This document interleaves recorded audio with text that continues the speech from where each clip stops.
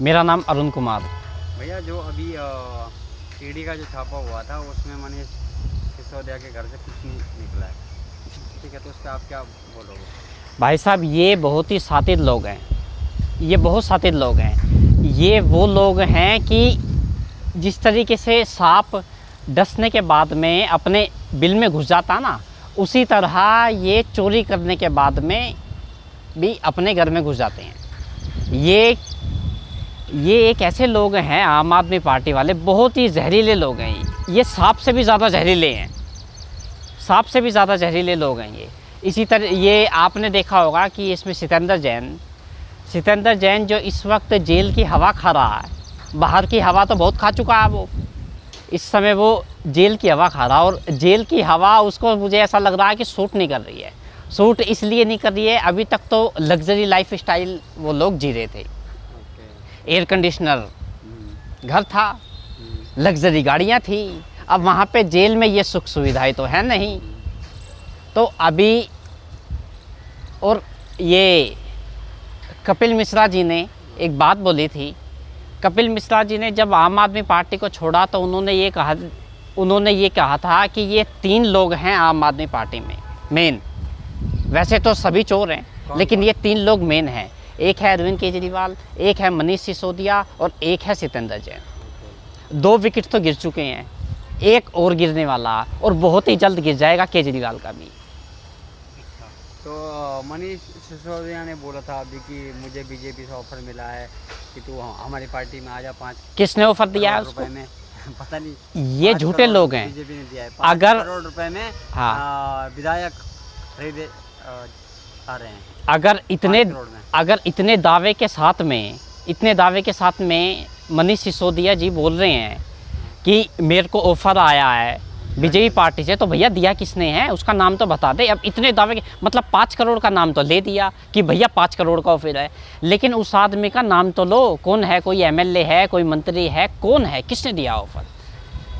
ये भैया ये झूठे लोग हैं, इनके ऊपर भरोसा मत करो। इनके ऊपर भरोसा करोगे तो दिल्ली में दंगे होते रहेंगे। 2020 में आप लोगों ने देखा था, जो हिंदू मुस्लिम का जो दंगा हुआ था वो इन लोगों ने कराया था। इन लोगों के ऊपर भरोसा मत करो। और इसी तरह शराब में दिल्ली डूबती रहेगी जिस तरीके से आज डूब रही है। हमारे घर के पीछे डेली कलेश हो रहे हैं। हमारे घर के पीछे कुछ बेचारे लोग रहते हैं, आजकल उनके घरों में डेली रोज़ाना कलेश चल रहा है। क्यों चल रहा है? डेली केजरीवाल की शराब पी के आते हैं, घर में आते हैं, बच्चों को मारते हैं, अपनी बीवी को मारते हैं। और भैया क्या काम करते हैं? पैसे रहते हैं घर में, वो पैसे छीन लेते हैं, अपनी बीवी को मार के पैसे छीन लेते हैं। ये हालत है। इसने तो सब कुछ फ्री बांटने का ठेका ले रखा है कि रेवड़ी ये जितनी रेवड़ी जो बांटी जा रही है ना आम आदमी पार्टी की तरफ से, रेवड़ियाँ एक दिन अरविंद केजरीवाल को बहुत महंगी पड़ने वाली है। 2 को तो पड़ चुकी है, मनीष सिसोदिया और सितेंद्र जैन। अभी पंजाब में इनकी वो बनी है, सरकार बनी है, तो अभी पंजाब की मत पूछो भैया। पंजाब में तो इतना बुरा हाल है कि पूछो मत। हमारे इधर ही 2-3 भाई रहते हैं, सिख है वो। उन्होंने बताया कि हम अपने गांव से आए हैं अभी कुछ दिन पहले। उन्होंने कहा है कि पंजाब की स्थिति इतनी ख़राब है जो कभी कांग्रेस के टाइम में कभी नहीं हुई। इतनी बुरी कंडीशन है आज इस आम आदमी पार्टी के आ जाने से। खाली हो भी सकता है, क्योंकि ये लोग तो मुझे खुद ही खालिस्तानी लग रहे हैं। क्योंकि इस तरीके की हरकत खालिस्तानी कर सकते हैं। युवाओं को शराब पिलाना, युवाओं को नशे की लत में डबोना, दूसरा लोगों को काम काज के चक्करों से दूर हटा के उनको फ्री की रेवड़ियाँ देना, ये खालिस्तानियों के काम ही होते हैं। अभी जो किसान रैली आई थी परसों, किसान का आंदोलन था जंतर मंतर जी, उस पर आप क्या बोलोगे? मैं किसान की उसमें तो ये बोलूँगा कि ये जो राकेश टिकैत है ना, ये इंसान मुझे पहले भी ठीक नहीं लग रहा था और आज भी ठीक नहीं लग रहा। आपने देखा होगा कि 1 साल तक जो हुड़दंग दिल्ली के बॉर्डर पे इस आदमी ने मचाया है, शायद ही किसी ने मचाया होगा। इसको भैया, इसको कोई नहीं जानता था। इसका एजेंडा है सिर्फ और सिर्फ राजनीति करना, और ये बंदा राजनीति कर ही रहा है। वो बता कैसे? इसने अच्छा भला काम इसका अच्छा चल रहा था, इसने लोगों को भड़का के दोबारा फिर से इसने बॉर्डर पे लोगों को बुलाया है।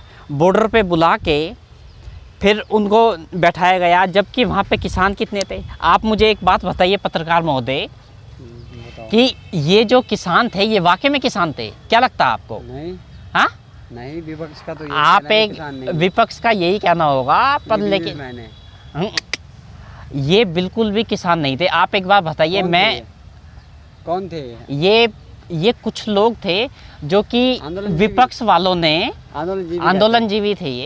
ये कुछ लोगों ने पैसे दे के बॉर्डर पे इनको बिठा दिया था। आप एक बात बताइए मुझे, पैसे किसने दिए थे? पैसे देने वाले यही लोग हैं विपक्ष के, और कौन है? कौन ये कांग्रेस या केजरीवाल जब 90 करोड़ के एडवर्टाइजमेंट करवा सकता है, हाँ, तो ये 10-20 हज़ार रुपए दे के बॉर्डर पे बैठा नहीं सकता है लोगों को? हाँ, ये भैया ये क्या होता है ये मैं बताता हूँ।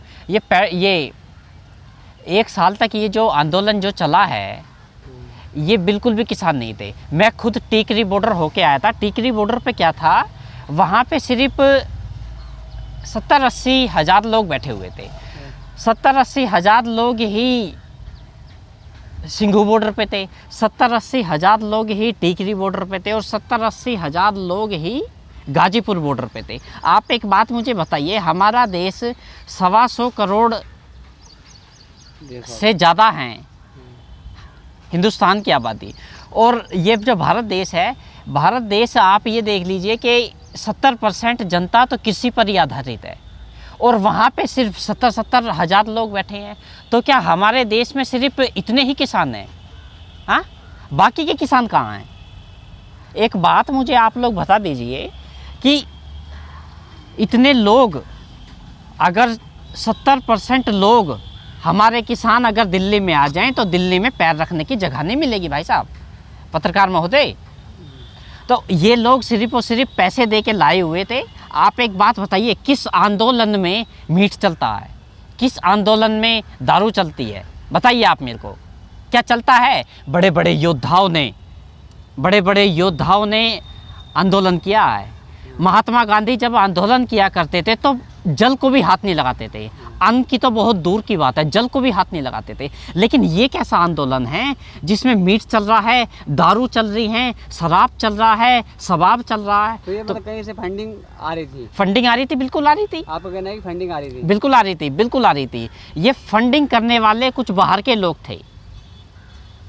ओके, तो इनका क्या मुद्दा है? मतलब इनका मुद्दा है कि ये बीजेपी को हटा दें। बीजेपी को इनका लक्ष्य ही बीजेपी को हटाना है भाई साहब। इनका टारगेट क्या है? इनका टारगेट सिर्फ और सिर्फ बीजेपी पार्टी को हटा देना। आप मुझे एक बात बताना, आज कोई भी बिल आता है उसका विरोध होता है।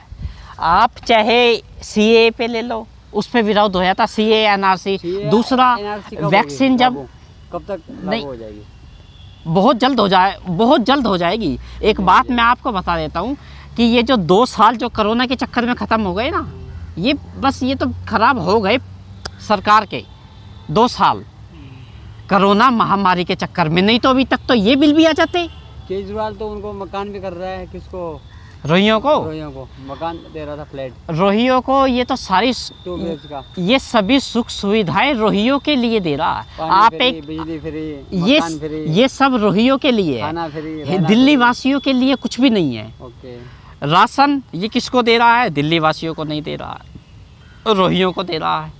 शिक्षा, आप एक बात बताइए मुझे, ये लोग कहते हैं स्कूल बना दिए, किसने बनाए हैं? स्कूल एक भी स्कूल नहीं बना, और अगर बना भी है ना तो वो दिल्ली वासियों के लिए नहीं बना है, वो बना है रोहियों के लिए। उनको वहाँ पे शिक्षा दी जाएगी, फिर उनको वहाँ पे नागरिकता दी जाएगी, फिर उनको ये आदमी, ये दिल्ली का मुख्यमंत्री उनको मकान बना के देगा, उनको बिजली पानी और उनको डीटीसी में मुफ्त किराया, ये सभी सुख सुविधाएं वो उनको देगा। दिल्ली वासियों के लिए कुछ नहीं है। दिल्ली वासियों के लिए तो ये है, भैया दारू पिए तुम लोग तो बस। अभी हम बुराड़ी में हैं, तो बुराड़ी में कितना काम? बुराड़ी में कुछ भी काम नहीं हुआ है। मैं खुद बुराड़ी गांव का ही निवासी हूं। हमारी बुराड़ी में आप ये देख लीजिए कि हमारी बुराड़ी का एमएलए है संजीव झा। वो एमएलए बोलता है कि बुराड़ी में 1500 करोड़ रुपए लग गए हैं। भाई 1500 करोड़ रुपए कहाँ पे लग गए? आप यहाँ पे ये इसमें पूरी बुराड़ी देख लीजिए। पूरी बुराड़ी में ना ही मेन रोड पे, आए दिन जाम की समस्या, मेन रोड पे हर दिन जाम लगा रहता है। चाहे आप सुबह चले जाइए, चाहे आप शाम को चले जाइए। मैं अभी आया हूँ, अभी भी जाम है। हमारी बुराड़ी में हॉस्पिटल है भाई साहब, एम्बुलेंस नहीं निकल पाती है। लोग जो पेशेंट है, पेशेंट टाइम पे ऑफिस, वो लोग अपने ऑफिस में नहीं जा पाते। और दूसरी बात है कि हॉस्पिटल की तो इतनी बुरी कंडीशन है कि आप पूछिए ही मत। आप लोग ये देख लीजिए कि जब से ये यहाँ पे आया है ये मुख्यमंत्री, ये हमारी बुराड़ी के जितने भी, हमारी बुराड़ी के जो बड़े बुजुर्ग थे, जब आम आदमी पार्टी की सरकार बनी तो ये जो हमारा विधायक है यहाँ का संजीव झा, ये सभी बड़े बुजुर्गों के पैर छूता था। लेकिन आज इसमें इतना ईगो और इतना अहंकार आ चुका है कि ये चाहता है कि बड़े बुजुर्ग आज मेरे पाँव छुएं। ये चाहता है कि बड़े बुजुर्ग मेरे पाँव छुएं। इसमें इतना ईगो, इतना घमंड आ चुका है। वही वाली बात है कि जिस तरह ये अरविंद केजरीवाल जब मुख्यमंत्री बने तो उन्होंने कहा था कि मैं ना ही कोई सुख सुविधाएं लूँगा, ना ही सरकारी गाड़ी लूँगा, ना ही सिक्योरिटी लूँगा, ना ही सरकारी बंगला लूँगा। लेकिन आज वो लग्जरी लाइफ स्टाइल जी रहा है, 21 करोड़ के स्विमिंग पूल में नहा रहा है। तो ये फ्री की रेवड़ियाँ बांटनी आप लोग बंद कीजिए। मैं इस बुराड़ी का ही रहने वाला हूँ और यहाँ का सबसे घटिया विधायक है, उसका नाम है संजीव झा। वो क्या काम करता है, पूरी बुराड़ी में आप लोग घूम लीजिए। संतनागढ़ से ये नथुपुरा से लेके बाईपास तक एक भी सरकारी शौचालय नहीं है। और पूरी बुराड़ी में एक भी पार्क नहीं है। और ये